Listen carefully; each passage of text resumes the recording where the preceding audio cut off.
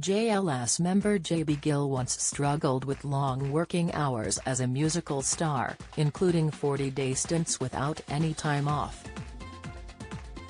The stressful experience led him back to his farming roots, and, as he witnessed his friends' mental health struggles over the pandemic, he couldn't be happier that he chose the peaceful existence that he now has on his Kent farm. Talking of his time in JLS, JB confided, "I remember at one point we had about 30 or 40 days non-stop without a day off, so no weekends, no holidays, nothing. So for me, when I was making the decision about where I'd make our home, I definitely wanted to be a bit further out of town. I was in London or a main city pretty much every day for work, so actually when I did get that time off, I wanted to spend it in the countryside." When the pandemic sparked long and lonely lockdowns, JB appreciated his decision to have his own farm all the more, especially when he saw others experience mental distress and realized it could have been him. "I do know personal friends who struggled with the negativity that surrounded being enclosed and not being able to get out and about," he lamented. "I definitely do think accessing outdoor space and the countryside and being able to be immersed in nature does have its benefits.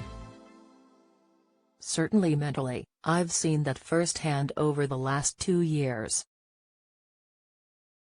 Kind-hearted JB was sure to invite his family members over during the pandemic, using safe measures. "We invited our parents and of course we were very cautious because they were potentially at high risk, so we didn't actually see them," he explained. "However, they had the benefit of being able to come here, park up the car and go for a walk and then go home, and that was invaluable. It was nice to be able to have the farm and share it with our extended family and friends." Meanwhile, his 2 children with dancer wife Chloe also benefited from all the extra open space, even if homeschooling during a pandemic was tough. JB is keen for 8-year-old son Ace to become a footballer, having seen his aptitude for the sport. It follows his own experience in regional rugby leagues as a child, and if it hadn't been for a traumatic injury, he believes he could have made the premiership. "Do I want my children to go into sport? For sure, but it's a very much an individual thing in the sense that you have to really want it," he said. "There'll be lots of kids, especially in football, who'll go on and want to play professional football, but it's not just a case of oh, this is what I want to do. You have to put the time in and start from quite young."